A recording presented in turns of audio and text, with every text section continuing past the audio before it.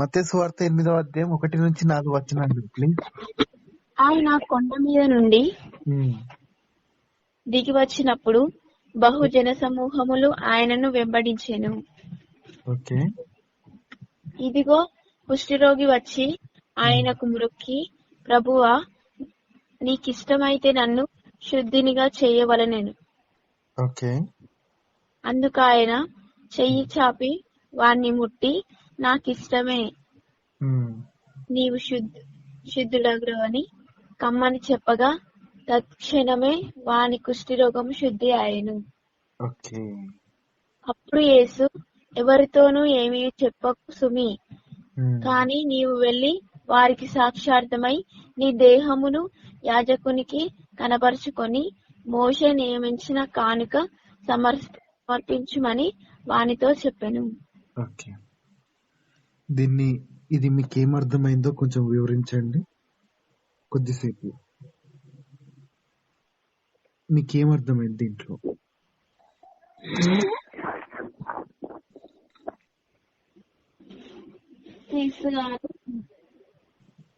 ఒక పట్టణానికి వస్తుంటే కుష్ఠరోగైన వ్యక్తి అతనికి ప్రభు గారికి కనబడితే అప్పుడు నా కుష్ఠరోగం బాగా చేస్తాం అనగానే ఆ నమ్మకంతో బాగా చేస్తా అని దేవుడు ప్రభు గారు అంటాడు. అప్పుడు ఆయనని ఆ క్షణమే ఆ విశ్వాసంతో ప్రభు గారు కుష్ఠరోగాన్ని నయం చేస్తారు. అప్పుడు ప్రభు గారు అంటారు, ఈ మాట ఎవరికి చెప్పకు, కానీ నువ్వు నీ దేహాన్ని ఒక సాక్షార్థంగా ఉంచుకొని మోషే గారికి కానుక అంటే సమర్పించమని అంటానండి.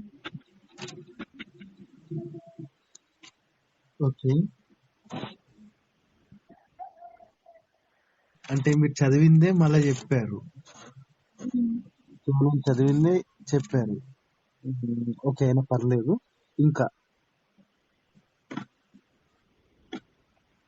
ఇంకెవరైనా ఈ విషయంలో మనం చెప్పుకోవాల్సిన ఏదైనా నీ ఇష్టం అయితేనే అనుగ్రహించమని మనం. మనోహర్, నీ వాయిస్ బ్రేక్ అవుతుంది, కొంచెం చూడవా? అలా ఓకే. దేవుని ఏదడిగినా, నువ్వు ఆరోగ్యం అడిగినా, ఒక్కటి ఏది అడిగినా దేవాని చిత్త ప్రకారం అయితేనే నాకు ఇమ్ము, అది నీకు ఇష్టమైతేనే నాకు ఇమ్మ అని మనం తగ్గించుకొని అడిగిన ఏళ్ళ మన హృదయాన్ని చూసి ఆయన మనకు అనుగ్రహిస్తాడు అన్నది నాకు అర్థమైందన్న. Very good, excellent, good. ఇంకా అన్న మనము అంటే యేసుక్రీస్తు ప్రభు వారు ఎవరిని స్వస్థపరచాలన్నా దానికంటే ముందు ఈ ప్రశ్న అడిగి, అంటే నేను చేస్తాను నమ్ముతున్నావా అని అడిగి, వాళ్ళు నమ్ముతున్నా అని అన్నప్పుడు అప్పుడు స్వస్థపరచడం అనేది జరిగింది. అంటే స్వస్థతకి ముందు నువ్వు నన్ను నమ్ముచున్నావా అనేది ఖచ్చితంగా దేవుడు అడిగినట్టుగా బైబిల్లో కొన్ని సందర్భాలు కూడా ఉన్నాయన్న. అంటే మనల్ని స్వస్థపరచాలన్నా లేకపోతే మనకి ఏ కార్యం చేయాలన్నా అది సక్సెస్ అవ్వాలంటే ముందు మనం ఆయన నమ్మితే ఆయన కార్యం చేస్తాడు అని నాకు అర్థమైందన్న. వెరీ గుడ్, గుడ్, బాగా చెప్పారు.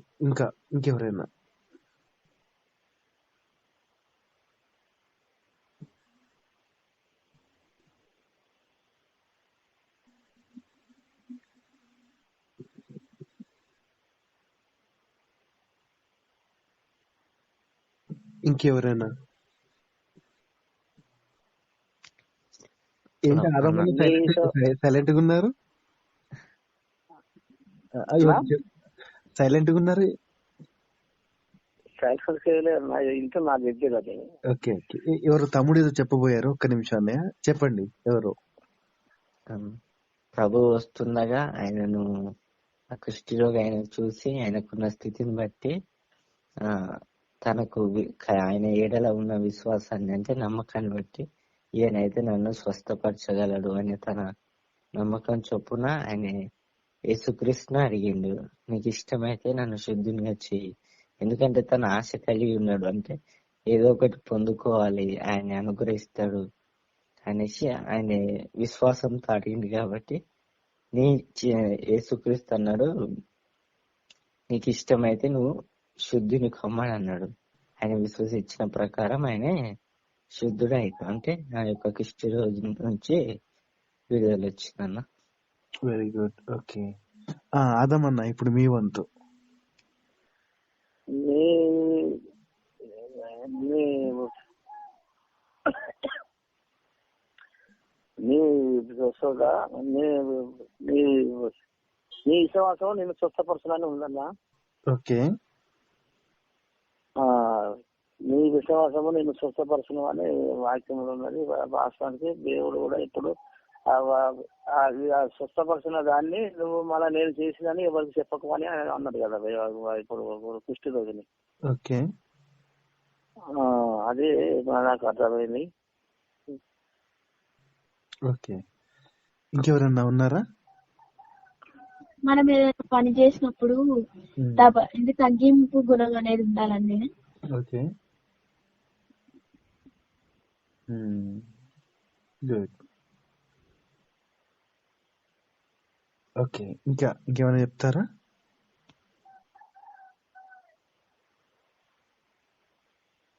సరే, నేను మాట్లాడతాను. నా వాయిస్ క్లియర్ ఉంది కదా? ఉందండి. ఇప్పుడు మత్తయి సువార్తలో 8వ అధ్యాయంలో 2వ వచనం చూసినట్టయితే, ఇదిగో కుష్ఠరోగి వచ్చి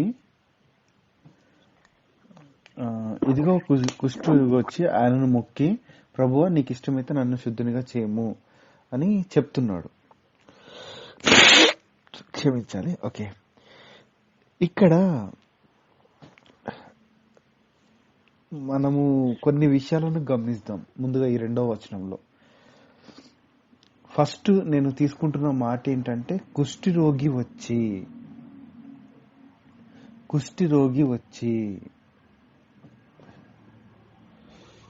ఒక బలహీనత గాని, ఒక రోగము గాని, లేకపోతే కొంతమంది అవిటివారుగా పుట్టడం గాని, లేకపోతే అవిటివారుగా కావడం గాని, అది ఎవరి అనుమతితో జరుగుతుంది? రైట్, దేవుని అనుమతితో జరుగుతుంది. ఇప్పుడు బైబిల్లో ఈ అంటే నాట్ ఓన్లీ కుష్టి రోగము, నాట్ ఓన్లీ లెప్రసీ, కొన్ని రోగాలు ఉన్నాయి. ఉదాహరణకు చూసినట్టయితే యాకోబు గారు కూడా చనిపోయే ముందు ఏదో జబ్బు పొందారు అని మనం చూస్తూ ఉంటాం. ఇక్కడ మనం గమనించాల్సిన విషయం ఏంటంటే, జబ్బు వచ్చిందంటే అతను శాపగ్రస్తుడు అని అనుకోకూడదు. ఒక జబ్బు వచ్చి చనిపోతున్నాడు అంటే అతను శాపగ్రస్తుడు అని మీరు అనుకోవద్దు. ఒకటి ముందుగా చెప్తున్నాను. ఎందుకంటే ముసలితనానికి వెళ్ళే కొద్దీ ఒక్కొక్క అవయవాలు వాటి యొక్క పనితీరును తగ్గించుకోవడమో, లేకపోతే తగ్గిపోవడమో, లేకపోతే కొంత బలహీనత రావడమో, అవన్నీ ఏంటంటే అవి కూడా రోగాలు. ఇప్పుడు బాగా పని చేసిన వ్యక్తి ఉన్నాడు, పోతుండు చివరికి ఆ పని చేయలేకపోతున్నాడు. ఏమైంది అంటే ఒక బలహీనత, కీళ్ళ నొప్పులు కానీ, ఇట్లా కొన్ని చెప్పుకుంటూ పోతే కొన్ని బలహీనతలు కనపడతా ఉంటాయి. అదే బలహీనతతో కంటిన్యూ అవుతూ చనిపోవచ్చు కూడా. అంటే ఒక బలహీనత కూడా అది ఒక రోగం లాంటిదే. ఆ రోగంతో చనిపోయినంత మాత్రాన అతను శాపగ్రస్తుడు కాదు. First point. భక్తులు కూడా, ప్రవక్తలు కూడా బైబిల్లో మనం చూసినట్టయితే కొన్ని రోగాలు వచ్చి చనిపోయారు, అనారోగ్యంతో చనిపోయారు, వారు చనిపోయే ముందు అనేది మనం కొన్ని గమనిస్తూ ఉంటాం. ఓకే, ఒకటి ఏంటంటే వారి మరణం ఆ రోగంతో కనెక్ట్ అయి ఉంది అని అనుకోవచ్చు. ఒకటి. రెండవది, శాపం ద్వారా కూడా రోగం వస్తుంది. శాపం ద్వారా. ఎవరికన్నా శాపం ద్వారా రోగం వచ్చింది ఏమైనా ఐడియా ఉంది ఎవరికన్నా? ఎవరికైనా? యోబు యోబుది. అమ్మా, శాపం ద్వారా, నేను పరీక్ష ద్వారా అనలేదు. నెక్స్ట్ ఎలాగో పరీక్ష ద్వారా అంటే యోబు గారి గురించి మాట్లాడతాను, కానీ ఇప్పుడు మనం శాపం ద్వారా అన్నాను. సంసోనికి ద్వారా ఆహా, కయ్యనికి ఏమైందమ్మా? గుర్తుపెట్టాడు నాకు తెలిసి. అది రోగం అయితే కాదనుకుంటున్నా, అదొక గుర్తు అని నేను అనుకుంటున్నా. సరే, నో ప్రాబ్లం. ఓకే, ఇంకా సంసోన్ గారి విషయంలో వస్తే, సంసోన్ గారి కళ్ళను పొడి చేశారు వాళ్ళు ఫిలిస్తీయులు. అది గాయం అవుతుంది. అది దేవుని దగ్గర నుంచి వచ్చిన శాపం అయితే కాదు నాకు తెలిసినంత వరకు. ఇంకా అండి ఇంకేమన్నా? మిరియాము అనుకుంటున్నా. ఎవరమ్మా? మిరియాము అన్నా. మిరియాం గారికి ఏమైంది? నాకైతే ఐడియా లేదు, సారీ.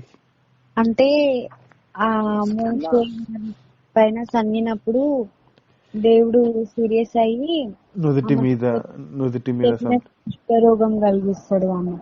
రైట్, లెప్రసీ, కుష్ఠరోగం వస్తుంది. రైట్. ఒకటి శాపం ద్వారా ఒక చోట కుష్ఠరోగం వచ్చింది. ఇంకా ఎవరు అన్న అని పిలిచారు, ఏంటండి చెప్పండి అన్నయ్య. అదే కుష్ఠరోగం వచ్చింది ఒకటి గుర్తున్నా, కానీ అది ఎవరికి వచ్చింది అనేది గుర్తులేదు నాకు. ఒకరేమో మిరియం గారట, ఇంకెవరైనా చెప్తారా అని ఎదురు చూస్తున్నా. వచ్చింది, శాపం వలన కుష్ఠరోగం వచ్చింది అని తెలుసు. ఓకే, గెహజీ అని ఎవరైనా ఐడియా ఉన్నారా? ఎలీషా గారి దగ్గర శిష్యుడు ఉంటాడు, ఐడియా ఉంది కదా? గెహజీ గారికి కూడా ఏమైంది అంటే శాపం ద్వారానే కదా ఆ కుష్ఠరోగం వచ్చింది. అవునన్నా.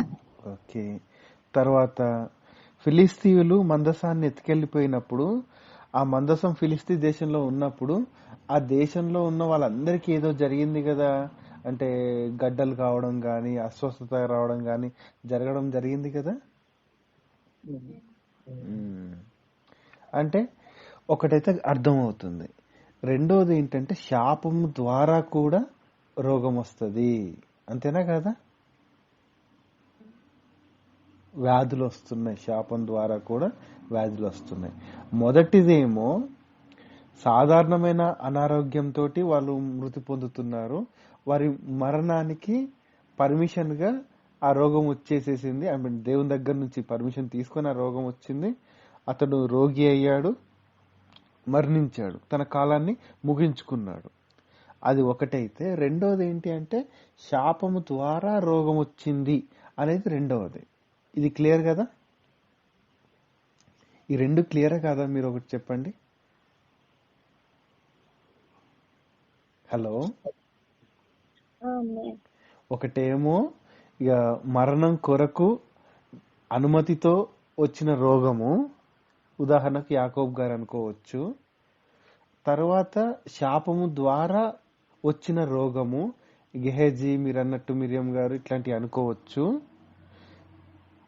ఇక మూడో దానికి వచ్చినట్టయితే, ఇందాక మీరు చెప్పినట్టు పరీక్ష నిమిత్తమై వచ్చిన రోగము, ఆల్రెడీ మీరే చెప్పేశారు. ఉదాహరణకు యోబు గారు, అవునా కదా? యోబు గారిని చూసినట్టయితే పరీక్ష కోసమే వచ్చింది, పరీక్ష నిమిత్తమే ఆయన శరీరం మీదకే ఆ ఇబ్బందులు, ఆ కష్టము వచ్చింది అని మనకు అర్థమవుతుంది.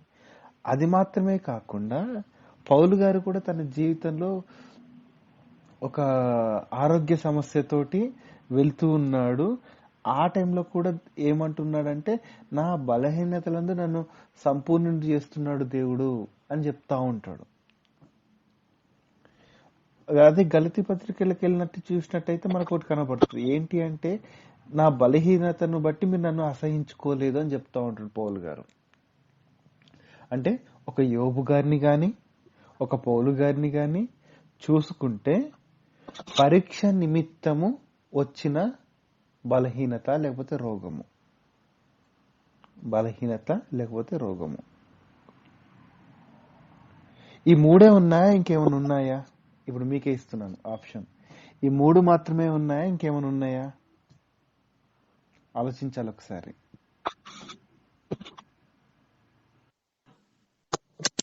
హలో, అవునండి. నేను ఇప్పటివరకు 3 విషయాలు చెప్పాను. ఒకటేమో మరణం కొరికి రోగం వచ్చింది, చనిపోయారు ఒకటి. రెండోది ఏంటి, శాపం ద్వారా రోగం వచ్చింది, సంథింగ్ జరిగింది. మూడోది ఏంటి, పరీక్ష నిమిత్తమే రోగం వచ్చింది, అది కూడా అయిపోయింది. ఈ మూడే ఉన్నాయా, ఇంకేమైనా ఉన్నాయా?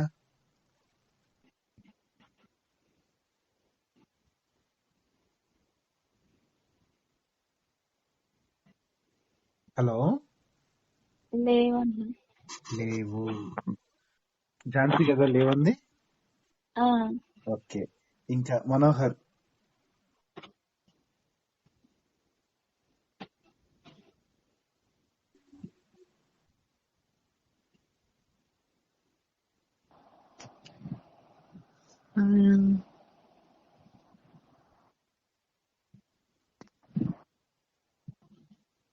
మనోహర్, నిఖిల్, మనీషా, ఆదమన్న, ఇంకెవరుంటే వాళ్ళు, ఉషా, ఇంకెవరుంటే వాళ్ళు. ఝాన్సీ అయితే ధైర్యంగా ఒక ఆన్సర్ చెప్పేసింది.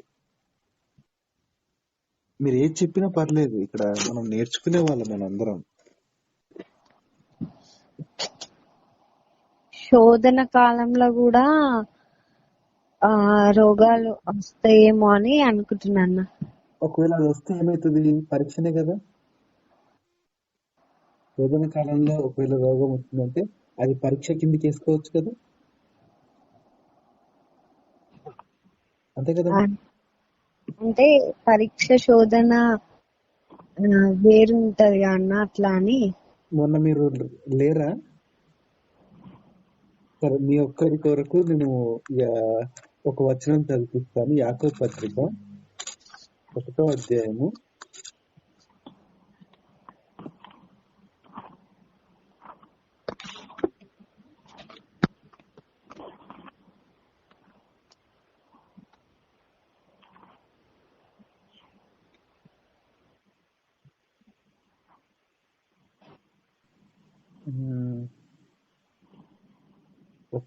1వ అధ్యాయము. ఆగండి అన్నయ్య, మనోహర్ చేస్తాను. ఓకే, మీరు చేయండి.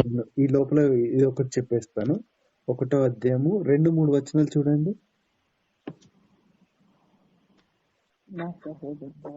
యాకోబు పత్రిక 1వ అధ్యాయము 2-3 వచనాలు. నా సహోదరులారా, ఇప్పుడు అడిగింది ఎవరు? ఒక నిమిషం, ఇప్పుడు అడిగింది ఎవరు నేను కొంచెం గమనించలేదు. దివ్య కన్య. ఓకే, అమ్మ దివ్య, నేను మన గ్రూప్ లో ఒక లింక్ పెడతాను. మొన్న ఒక క్వశ్చన్ వచ్చింది అనమాట, శోధన ఎప్పుడు వస్తుంది, పరీక్ష ఎప్పుడు వస్తుంది అని అన్నప్పుడు ఆ రోజు డీటెయిల్ గా మాట్లాడడం జరిగింది. ఓకే, అది తర్వాత విందాం. కాకపోతే ఫస్ట్ అయితే ఈ వచనం చూద్దాం. చెప్పండి అమ్మా, 2వ వచనం. నా సహోదరులారా, మీ విశ్వాసమునకు కలుగు పరీక్ష ఓర్పును పుట్టించునని ఎరిగి మీరు నానా విధములైన శోధనలో పడినప్పుడు అది మహా ఆనందమని ఎంచుకొనుడి. అది అంటే ఒక్కటైతే అర్థమవుతుంది, మీ విశ్వాసం నాకు కలుగు పరీక్ష ఓర్పును పుట్టిస్తుందని ఎరిగి మీరు నానా విధములైన శోధనలో పడినప్పుడు అది మహా ఆనందమని ఎంచుకోండి అని సూటి చెప్పేస్తున్నాడు. అంటే ఒక్కటైతే అర్థమవుతుంది, ఏంటి అంటే ఒకటే వ్యక్తికి ఒక సంఘటన దేవుని దగ్గర నుండి అది పరీక్షలాగా ఉంటుంది, సాతాను దగ్గర నుండి అది శోధనలా ఉంటుంది. ఇప్పుడు యోబు గారు తన జీవితంలో ఎంతో కష్టపడుతున్నాడు.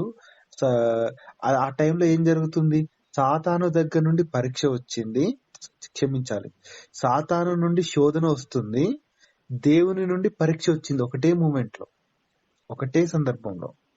మన జీవితంలో కూడా ఒకటే సంఘటనలో 2 జరుగుతాయి.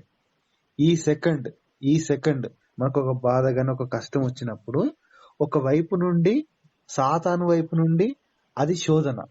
ఆ సంఘటనలో అదే సంఘటనలో దేవుడు మనల్ని చూస్తున్నాడు, పరీక్షిస్తున్నాడు. అంటే ఈ లెక్కన చూస్తే ఒకటే సంఘటనలో పరీక్ష, శోధన రెండు ఉంటున్నాయి ఒకటే నిమిషంలో, ఒకటే సెకండ్ లో. కాబట్టి నేను దీన్ని క్లోజ్ చేస్తున్నా ఇక్కడతోటి. అంటే ఒకటైతే అర్థం చేసుకోండి, పరీక్ష, శోధన రెండు ఒకటే మూమెంట్ లో వస్తాయి. ఓకేనమ్మా దివ్య? అర్థమైందన్నా. ఓకే, అయితే ఆ రోజు లేనన్నా, అందుకే అని. పర్లేదమ్మా పర్లేదు. నేను మళ్ళా లింక్ ఇస్తాను, మన గ్రూప్ లో పెడతాను. ఆ రోజు చాలా డీటెయిల్ గా మాట్లాడుకున్నాం అట్లా. ఇంకేమన్నా ఒక రోగము రావడానికి కారణం మనం 3 మాట్లాడాం. ఒకటి సాధారణమైన మరణం కొరకు, రెండోది శాపము, మూడోది పరీక్ష. ఇంకేం అంటే నేను ఎందుకు ఇంతగానో అడుగుతున్నానంటే మీకు తెలిసిన సందర్భాలు ఉన్నాయి కాబట్టి నేను మళ్ళీ గుర్తు చేస్తున్నా, ఇంకేం లేవా అని. సరే వెళ్ళిపోతున్నాను. యోహాను సువార్త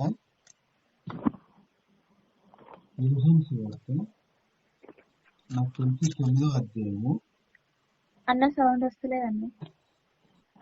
యోహాను సువార్త 9వ అధ్యాయము 1, 2, 3 వచనాలు చదవండి. మీకు బాగా తెలిసి వచనాలు. ఆయన మార్గమున పోవచ్చుండగా ఓకే. పుట్టు గుడ్డి అయిన ఒక మనుష్యుడు కనబడెను. ఆయన మార్గమున పోవుచుండగా పుట్టి గుడ్డి అయిన ఒక మనుషుడు కనపడెను. ఆయన శిష్యులు అడుగుతున్నారు, ఇప్పుడు అడుగుతున్నారు ఆయన శిష్యులు ఏమడుగుతున్నారు? బోధకుడా, వీడు గుడ్డివాడై పుట్టుటకు. గుడ్డితనం కూడా ఒక రోగమేనా కాదా? ఓకే, ఒక బలహీనతనా కాదా? బలహీనతలే. ఓకే, అంటే శారీరకంగా నా ఉద్దేశం. వీడు గుడ్డివాడై పుట్టుటకు ఎవడు పాపం చేశాను, వీడా వీని కన్నవారా అని ఆయన అడగగా అప్పుడు యేసుప్రభువు వారు ఏమంటున్నారు? వీడైనను వీని కన్నవారైనను పాపము చేయలేదు గాని దేవుని క్రియలు వీని యందు ప్రత్యక్షపరచబడుటకే వీడు గుడ్డివాడుగా పుట్టెను. అంటే ఏదో 4వ అంశం కూడా వస్తున్నట్టుంది. ఏంటిది అది 4వ అంశం?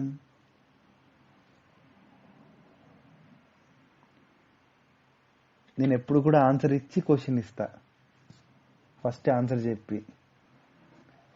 అంటే దేవుడు మహిమ నిమిత్తం కూడా అనారోగ్య పరిస్థితులు వస్తాయని. అంతే కదా? అంతే, రైట్. అంటే దేవుణ్ణి మహిమపరచడం కొరకే కొన్ని రోగాలు కూడా వచ్చాయి, అంతేనా కదా? ఒకసారి నిర్గమకాండం 4వ అధ్యాయం 11వ వచనం కూడా చూడండి.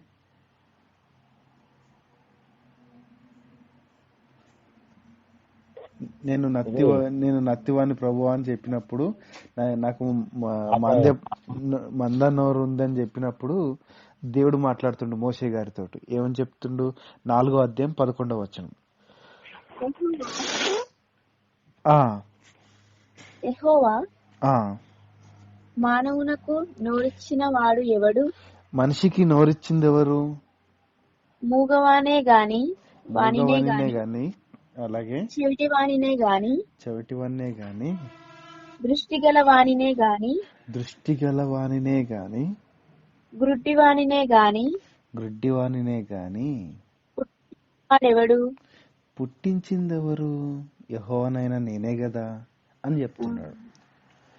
నేను కేవలం ఒక రోగం గురించి ఇప్పటిదాకా నేను మాట్లాడుతున్నా. ఇప్పుడు ఈ మత్తయి సువార్త 8వ అధ్యాయంలో ఇదిగో కుష్ఠరోగి వచ్చి పాపం వలన కూడా రోగం వస్తుంది. అది కూడా చెప్పాను. ఇందాక నేనేం చెప్పానంటే మొదటిదేమో మరణం కొరకే రోగం వస్తుంది. కొంతమంది భక్తులు ప్రవక్తలు కూడా ఆ, కొన్ని రోగాలతోటి చనిపోయినట్టు మనం గమనిస్తాం. అది ఒకటైతే అది వేరు, అది అది సాధారణమైన రోగం. ఇక రెండవది వచ్చేసరికి శాపము. ఉదాహరణకు గెహజీ గాని మిరియాము గారు గాని అలాగే ఇజ్రాయేలీలు ఓ, దేవునికి విరుద్ధంగా తిరిగినప్పుడు వారి మీదకి వచ్చిన తెగుళ్ళు గాని వారి మీదకి వచ్చిన ఇబ్బందులు గాని ఇవన్నీ చూసినట్టయితే శాపం వల్ల వచ్చింది కూడా ఉంది. అంటే శాపము పాపము రెండు అనుకోండి, ఇక ఓకే, నో ప్రాబ్లం. అదొకటి ఉంది. ఇక మూడోది వచ్చేసరికి ఏంటి, పరీక్ష నిమిత్తము. యోబు గారి జీవితంలో జరిగింది గాని పౌలు గారి జీవితంలో జరిగింది గాని మనం ఉదాహరణ తీసుకోవచ్చు. పరీక్ష నిమిత్తము ఒక రోగంతో బాధపడ్డట్టు, ఆ విధంగా పరీక్ష నిమిత్తము జరిగింది కూడా మూడోది ఉంది. ఇక నాలుగోది వచ్చేసరికి ఏంటంటే దేవుణ్ణి మహిమపరచడానికే అతను పుట్టి గుడ్డివాడిగా గాని చెవిటివాడిగా గాని లేకపోతే ఈ విధంగా చూసినట్టయితే ఆ రోగం కలిగి ఉండుట క్రీస్తు ప్రభువారు వచ్చేసరికి దేవునికే మహిమకరంగా ఉండడానికి కూడా అయ్యే అవకాశం ఉంది. ఇది నాలుగవది. అంటే ఒకటైతే మనకు అర్థమవుతుంది, ఒక రోగము దాని యొక్క కారణాలను మనం ఓపెన్ చేసుకోగలిగితే 4 కారణాలు కనబడుతున్నాయి. 4 కారణాలు అక్కడ చూసినట్టయితే రెండవ వచనం, మత్తయి సువార్త 8:2. ఇదిగో కుష్ఠరోగి వచ్చి ఆయనకు మొక్కి మొక్కుతున్నాడు. ఒక రోగి వచ్చి మొక్కేస్తున్నాడు అంటే అతనిలో విశ్వాసం ఉందా లేదా అంటే ఖచ్చితంగా విశ్వాసం ఉంది, దాంట్లో డౌటే లేదు. ఇందాక మీరు చెప్పిన వాళ్ళందరూ కరెక్టే చెప్పారు. అతనిలో విశ్వాసము ఉంది. ఆ విశ్వాసం ఏ విధంగా ఉందని చూసినట్టయితే, ప్రభువా నీకిష్టమైతే నన్ను శుద్ధినిగా చెయ్యి, ప్రభువా నీకిష్టమైతే. ఇందాక చెప్తున్నట్టు 2, 3 చెప్పాను. శాపము వల్ల గాని పరీక్ష నిమిత్తము వల్ల గాని ఈ రెండిట్లో ఏదో ఒకటి కావచ్చు. ఈ వ్యక్తికి వచ్చి ఉండొచ్చు. కానీ దేవుడు ఏం చేస్తున్నాడంటే ఆ రెండిట్లో ఏదైనా గాని 4వ దాని దగ్గర తీసుకెళ్తున్నాడు. ఏంటి,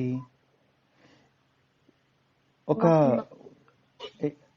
ఏంటమ్మా 4వది మహిమ కదండి, దేవుని మహిమ.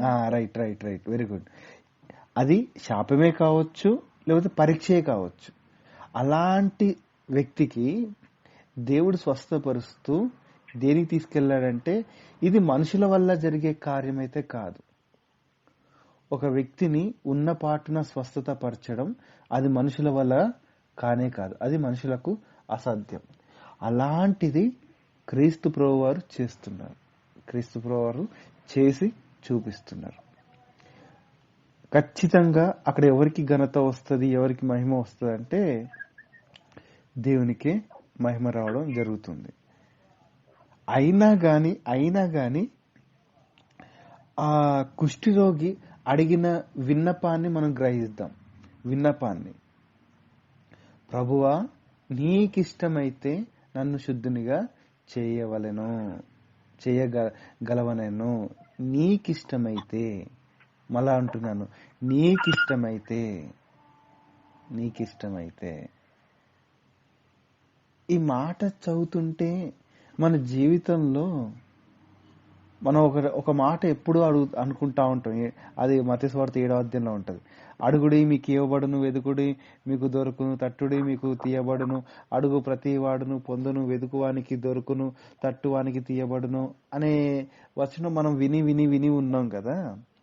అట్లుండేసరికి మనకి ఏమర్థమైంది అంటే మనం ఏదైనా అడగొచ్చు, అది దేవునికి ఇష్టమా కాదా తర్వాత సంగతి, కానీ మనం ఏదైనా అడగొచ్చు అనే ఒక ఊహాలోకంలోకి వెళ్ళిపోతాం. కానీ ఆ అధ్యాయం అయిపోయిన వెంటనే అంటున్నాడు ఒక వ్యక్తి, నీకిష్టమైతే చెయ్యవా. నీకు ఇష్టమైతే చెయ్యు ఇది దయచేసి. నీకు ఇష్టమైతేనే, నాది కాదు, నా ఇష్టం కాదు, నా స్వచిత్తం కాదు, నా సొంత ఆలోచన కాదు. నీకు ఇష్టమైతే అంటే ఇక్కడ ఒకటి మనకు అర్థం కావాలి. మన యాచనలోను, మన ప్రార్థనలోను, మన విన్నపంలోను ఏదో ఉండాలి, ఒక మాట. ఏ మాట ఉండాలి అది? ఒకసారి ఆలోచించండి. ఏ మాట ఉండాలి? ఉన్నారు కదా అందరూ? ఉన్నానండి. ఏ మాట ఉండాలి? మన ప్రార్థనలో, మన యాచనలో ఏదో ఒక మాట ఉండాలి అని నేను అంటున్నా. అంటే మీరు అనట్లేదని నా ఉద్దేశం కాదు. ఒకటి ఉంటే ఇంకా బాగుంటది దేవుని దగ్గరికి వెళ్ళే టైంలో. మన ప్రార్థనను నీ ఇష్టమైతే నీ చిత్తమైతే. రైట్. ఇందాక మనోహర్ చెప్పాడు స్టార్టింగ్ లోనే. ఇప్పుడు వచనం చదువుతాం. 1 యోహాను పత్రిక 4వ అధ్యాయము. 1 యోహాను పత్రిక 4వ అధ్యాయము కాదు 5వ అధ్యాయము. 5వ అధ్యాయము 13, 14, 15 వచనాలు. రైట్. 13 దేవుని కుమారుని తీయనియండి, అందరినీ తీయనియండి. 1 యోహాను పత్రిక 5వ అధ్యాయము 13, 14, 15 వచనాలు. చదువమ్మా. దేవుని కుమారి నామమందు దేవుని కుమారుని నామమందు విశ్వాసముంచు మీరు నిత్య జీవము గలవారని నిత్య జీవము గలవారని తెలుసుకున్నట్లు నేను ఈ సంగతులను మీకు రాయిచున్నాను. ఓకే, నేను ఒక విషయాన్ని మీకైతే రాస్తున్నాను. చెప్పండి, ఏంటిది అది? ఆ సంగతి ఏంటి? ఆయనను బట్టి మనకు కలిగిన ధైర్యం ఏంటంటే, ధైర్యం ఏమనగా దేవుణ్ణి బట్టి, క్రీస్తు ప్రభువారిని బట్టి మనకంటూ ఒక ధైర్యం ఉంది. ఆ ధైర్యం ఏంటంటే ఆయన చిత్తానుసారముగా మనం ఏమి అడిగినను ఆయన మన మనవి ఆలకించుననిదరే. మళ్ళా చదువుతాం. మనకు ఒక ధైర్యం ఉంది. ఆ ధైర్యం ఏంటి? క్రీస్తు ప్రభువారిని వైపు చూసుకుంటూ క్రీస్తు ప్రభువారి దగ్గర మనకు ఒక ధైర్యం ఉంది. ఆ ధైర్యం ఏంటి అంటే ఆయన చిత్తానుసారముగా మనం ఏమి అడిగినా ఆయన మన మనవి ఆలకిస్తాడు. ఆ కుష్ఠరోగి ఏమడుగుతున్నాడు? నీకిష్టమైతే. మనమేం అడగాలి? దేవా నీ చిత్తమైతే ఇది జరిగించుము. దేవ నీ చిత్తమైతే దీనిని నెరవేర్చుము. దేవ నీ చిత్తమైతే దీంట్లో నీ సహాయం ఇమ్ము, నీ సహాయము నాకు చేయము అని మనం అడగాలి. మన యాచనలో, మన ప్రార్థనలో, మన విజ్ఞాపనలో ఏముండాలి అంటే, దేవా నీ చిత్తమైతే ఇది జరగాలి. ఒకవేళ నీ చిత్తం కాకపోతే ఏం చేసేయాలి? అది కూడా చెప్పేసేయండి. అది జరగొద్దని ప్రార్థన. అంతే. నీ చిత్తం అయితే అది నా దగ్గర రావాలి, అది జరగాలి. నీ చిత్తం కాకపోతే అది అవసరం లేదు, దూరం వెళ్ళిపోవాలి అని చెప్పాలి. తర్వాత ఏంటి? 15వ వచనం. మనమేమి దేవుని చిత్తానుసారంగా అడిగినను ఆయన మన మనవి ఆలకిస్తాడు. ఎప్పుడు? దేవుని చిత్తానుసారంగా అడిగినప్పుడు ఆయన మనం మనవి ఆలకించునని మనం ఎరిగిన ఎడల మనం ఆయనను వేడుకొన్నవి మనకు కలిగి ఉన్నవని ఎరుగుదుము. మనం ఎప్పుడైతే దేవుని చిత్తానుసారంగా అడిగామో అవి ఖచ్చితంగా దేవుడు వాటిని ఆలకిస్తాడు. ఆలకించడం మాత్రమే కాదు, అవి మనం పొందేశాము, అది మనం ఆల్రెడీ పొందేశాము అని ఫిక్స్ అయిపోవాలి. అలాగే 3వ అధ్యాయం 22వ వచనం కూడా చూడండి. 1 యోహాను పత్రిక 3వ అధ్యాయం 22వ వచనం. మరియు మనం ఆయన ఆజ్ఞలు గైకొనుచు ఆయన దృష్టికి ఇష్టమైనవి ఆ, చేయుచున్నాము కనుక మనం ఆయన దృష్టికి ఇష్టమైనవి చేయుచున్నాము గనుక మనమేమి అడిగినను మనం ఏమి అడిగినను అది ఆయన వలన మనకు దొరుకును. మనం ఏమి అడిగినను అవి దేవుని వల్ల మనకు దొరుకుతాయి.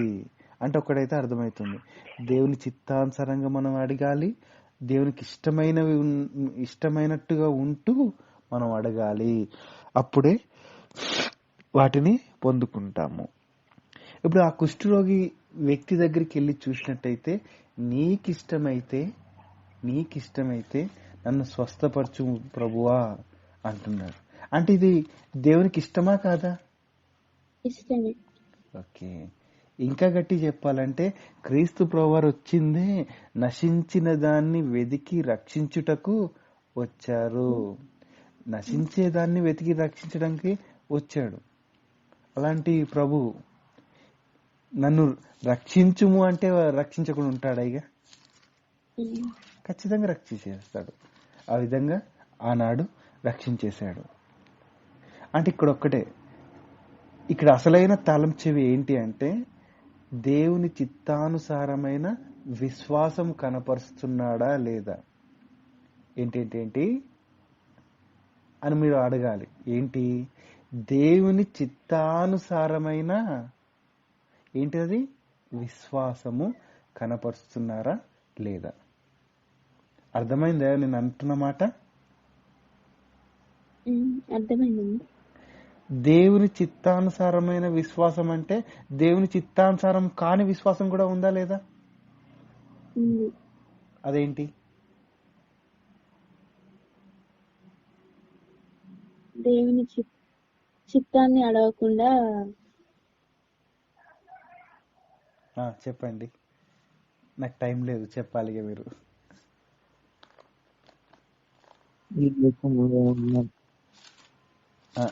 చెప్పండి పర్లేదు. మీకు ఒక విషయం చెప్తున్నాను, మీరు ధైర్యంగా మాట్లాడాలి. మన అందరం నేర్చుకునే వాళ్ళమే. ఇక మాట్లాడితే ఏమైనా తప్పైపోద్దేమో అట్లాంటివి పెట్టుకోకండి. ఓపెన్గా మాట్లాడండి. అది నిజమైనా సరే, అబద్ధమైనా సరే. అంటే కరెక్ట్ ఆన్సర్ అయినా సరే, కరెక్ట్ ఆన్సర్ కాకపోయినా సరే. అబద్ధాన్ని కాదు, కరెక్ట్ అయిన ఆన్సర్ అయినా సరే, కరెక్ట్ అయిన ఆన్సర్ కాకపోయినా సరే. చెప్పండి. దేవుని చిత్తాన్ని అడగకుండా మనకి ఇష్టం వచ్చినట్టు అడిగితే దేవుడు ఇవ్వడు కదండి. రైట్. అంటే ఒకటైతే అర్థమవుతుంది, స్వచిత్తాన్ని సొంత ఆలోచనలను పెట్టుకొని నేను విశ్వాసిని అనుకోవడం కూడా అది కరెక్ట్ కాదు. అంతే కదా మీ ఉద్దేశం? రైట్. అంటే ఒకటైతే అర్థమైంది మనకు కూడా, దేవుని చిత్తానుసారమైన విశ్వాసం కలిగిన వారికి మేలు జరుగుతుంది, వారు క్రియల్లో కూడా చూపించడం జరుగుతుంది. ఆ విధంగా ఇందాక మనం ఎవరు చెప్పారు, ఒక స్త్రీకి క్రీస్తు ప్రభువు చెప్పిన మాట, నీ విశ్వాసము నిన్ను స్వస్థపరచుచున్నది, స్వస్థపరిచెను డైరెక్ట్ ఉంటుంది.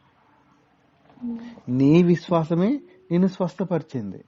సమాధానం గల దానివై పొమ్ము, నీ బాధ నివారమైపోయి ఉంది, నీకు స్వస్థత కలిగినది అని చెప్పేశాడు ఒకటేసారి.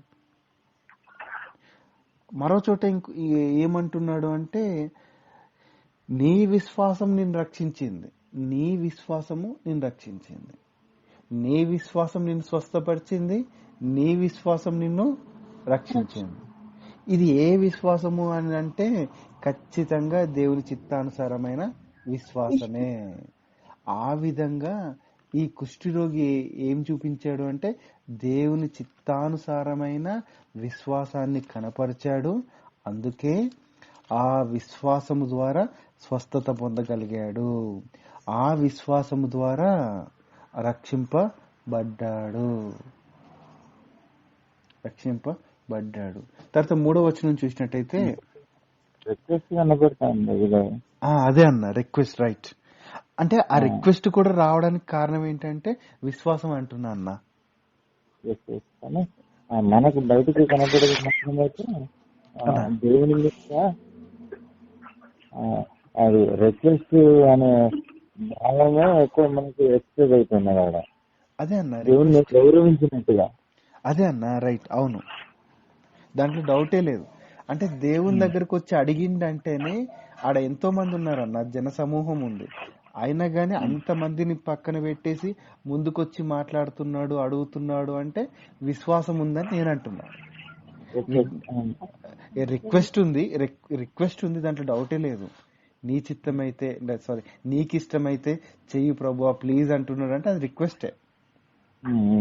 కానీ అంత జన సమూహం ముందట కూడా ఉన్నా కూడా ధైర్యంగా వచ్చి అడుగుతున్నాడు, నీకు ఇష్టమైతే నన్ను స్వస్థపరచవా ప్లీజ్.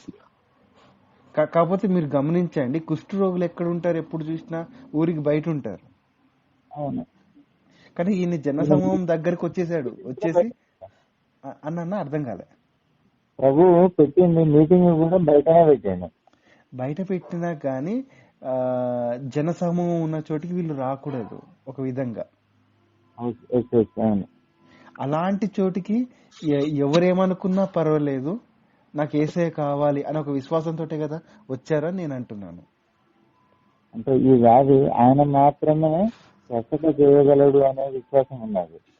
అయితే ఈ కుష్టి వ్యాధిని ఎవరు ముట్టుకోరు గనక నీ ఇష్టమైతే మీరు మాత్రం నయం చేయగలుగుతారు దేవా, కానీ నీకు ఇష్టమైతే నన్ను నాకు చేయరాదు ఇది సహాయము అదేదని రిక్వెస్ట్ గా బ్రతిమలాడినట్టుగా కనపడతా అన్నాడు నాకు. అదే అన్నా, నేను కాదనట్లేదు, బ్రతిమలాడడం మాత్రమే కాదు, రెండవది ఏంటంటే ఆ బ్రతిమలాడడానికి కారణం ఏంటి అంటే విశ్వాసం అని అంటున్నా. విశ్వాసం అది నేను చెప్పబోయేది. అది బ్రతిమలాడుతున్నాడు, కరెక్ట్, నేను దాంట్లో డౌటే లేదు. కానీ ఇంకోటి ఏంటంటే అది దేవుని చిత్తానుసారమైన విశ్వాసం. ఏంటి దేవుని చిత్తానుసారమైన విశ్వాసం అంటే, ఎవరేమనుకుంటే నాకేంటి, నాకు కావాల్సింది దేవుడు. ఇంకొక స్త్రీ కనపడుతుంది మనకు, వేశ్య, అత్తరు తీసుకొచ్చి క్రీస్తు ప్రభువారికి పూసి కన్నీటితో పాదాలు కడిగి తల కురులతో ఆ పాదాలను తుడుస్తా ఉంటది, అంతే కదన్నా? అంత జన సమూహం మధ్యలో ఆమె వచ్చింది అంటే ప్రభువారి మీద విశ్వాసం పెట్టినట్లే కదా. ఇంకొక స్త్రీ ఉంది జన సమూహం మధ్యలోనే ఉండి ప్రభువారిని ముట్టుకుంటే చాలు నా రక్తస్రావ రోగం పోతుంది అని ఫిక్స్ అయింది. ఆమె కొంచెం హైడింగ్ గా ఉన్నా గానీ జన సమూహం మధ్యలోకి వచ్చేసి ముట్టుకుంది. ఆడ కూడా చూసినట్టయితే క్రీస్తు ప్రభువారి మీద విశ్వాసం ఉంచారు వీళ్ళు, ఈ ముగ్గురు కూడా, ఈ కుష్టి రోగి గాని, ఆ స్త్రీ గాని, రక్తస్రావం గల స్త్రీ గాని, ఈ ముగ్గురు కూడా జన సమూహంలో నుంచి వస్తున్నారు, వాళ్ళందరినీ తోసేసుకుంటూ. అంటే వీళ్ళు చూస్తే వీళ్ళకు దేవుని కుమారుని దగ్గర రావడానికి సిగ్గు గాని భయం గాని లేదు. నాకు కావాల్సిన దేవుడే. దేవుని పట్ల భయభక్తులు ఉన్నాయి, అది వేరు. ఈ జనాల పట్ల మాత్రం భయం లేదు అంటున్నా.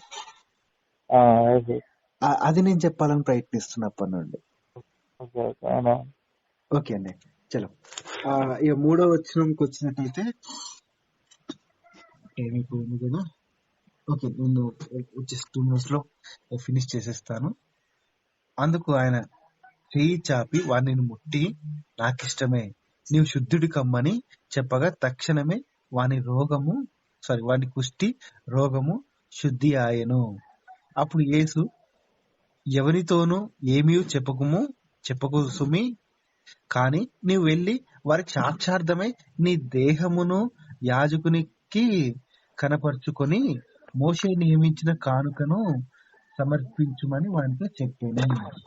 ఇక్కడ ఏంటంటే మరొక విషయం ఏంటంటే, యాజకునికి కనపరచండి అని చెప్తున్నాడు. ఎవరికి ఏం చెప్పకు, యాజకునికి చూపించు.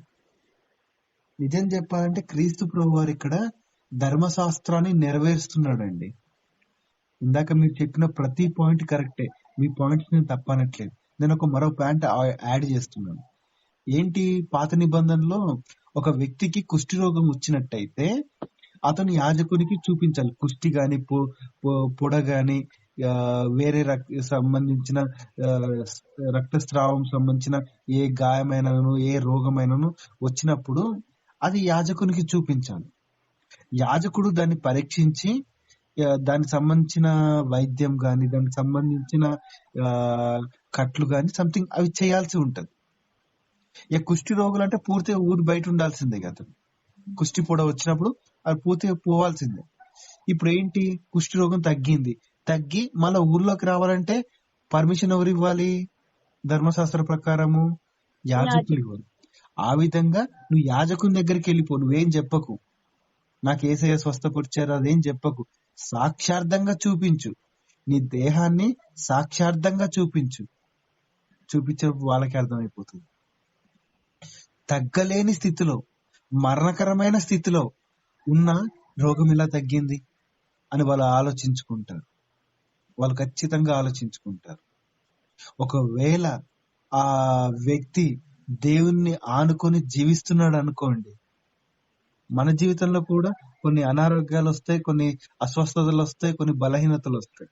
అయినా గాని దేవుణ్ణి ఆనుకొని మనం వెళ్తున్నప్పుడు దేవుడే స్వస్థత ఇస్తాడు. కొన్ని సందర్భాల్లో ఏం జరుగుతాయంటే స్వస్థత ఆలస్యం అవుతుంది. అది కూడా చెప్తున్నాను, కొన్ని సందర్భాల్లో స్వస్థత ఆలస్యం కూడా అవుతుంది. కానీ దేవుడు మాత్రం వదిలిపెట్టాడు. అది ఎంతవరకైనా గాని మరికొన్ని సందర్భాల్లో మరికొన్ని కూడా జరుగుతాయి. అది ఇప్పుడు అవసరం లేదు. స్వస్థత రావడం అయితే గ్యారెంటీ. అది ఏ విధమైన స్వస్థత అని ఇప్పుడు మనకు సందర్భం కాదు. కానీ సాక్షార్థమై, దేవునికి సాక్షార్థమై ఆ స్వస్థత మనకు వస్తది. దేవుడు నియమించిన ఆ కానుకను అర్పించాలి.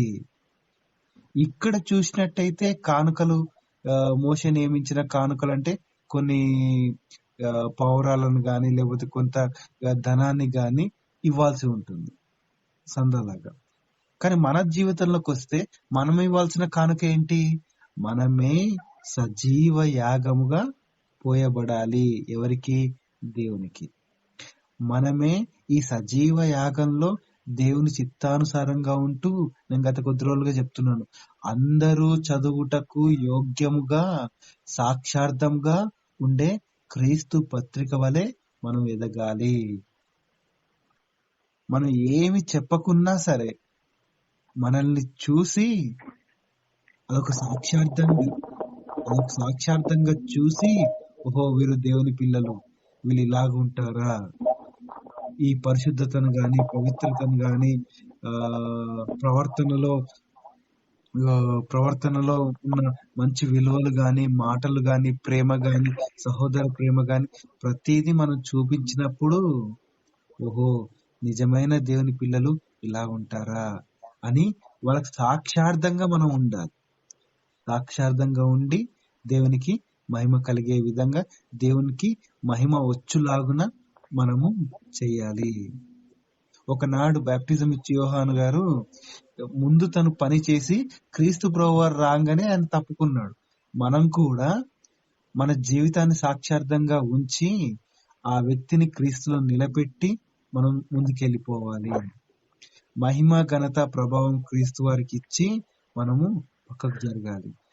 మనం ఎప్పుడు కూడా దాసులంగా, పనివారముగా, దేవుడు వాడుకున్నటకు యోగ్యమైన పాత్రగా ఉండాలి. గాని మన సొంత చిత్తాన్ని పెట్టి నేను అది అలా ఉండాలి, నేను ఇలా ఉండాలి అని అనుకోవద్దు. దేవుడైతే మనల్ని ఖచ్చితంగా మనకు వస్తున్న బలహీనతలే గాని, మనం ఉంటున్న స్థితిని గాని దేవుడే దాన్ని నిర్ణయించి పెట్టాడు. ఆ బలహీనతల్లో గాని, ఆ స్థితుల్లో గాని పరీక్షలు వస్తున్నాయి, శోధనలు వస్తున్నాయి. దేవుని చిత్తానుసారమైన విశ్వాసాన్ని కనబర్చి దేవునికి మరింత దగ్గరై దేవుడుండే లోకంలోకి వెళ్ళిపోవాలని కోరుకుంటూ, ఓవర్ టు అధ్యక్షుల వారు. Sorry for the late. Thank you.